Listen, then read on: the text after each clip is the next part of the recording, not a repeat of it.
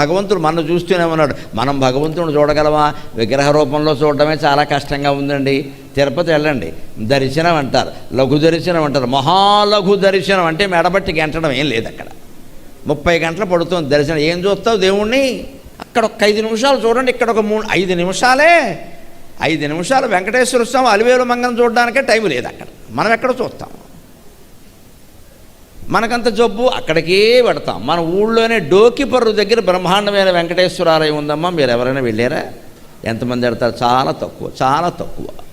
మనకి ఎంతసేపు డోకిపర్రు పనికిరాదు, డోక్కుంటూ అక్కడికి వెళ్ళాల్సిందే. ఇది మన అజ్ఞానం. ఇది డోకిపర్రులో ఎవడున్నాడో తిరుపతిలోనూ ఆయనే ఉన్నాడు. అక్కడ నీ అజ్ఞానం అది. ఓ తిరుపతి, శ్రీశైలం, కాశీ మొత్తం అవన్నీ చోట్ల అవినీతి, వ్యాపారం పెరిగిపోయింది. ఇక్కడ వేరే చోట ఏమో అర్చకులకు జీతాలు లేకుండా తయారైంది. నా మాటల మీద ఏమాత్రం గౌరవం ఉన్నా, ఏ దేవాలయానికి వెళ్ళినా మీకు అతి సన్నిహితంగా ఉన్నదానికి వెళ్ళండి.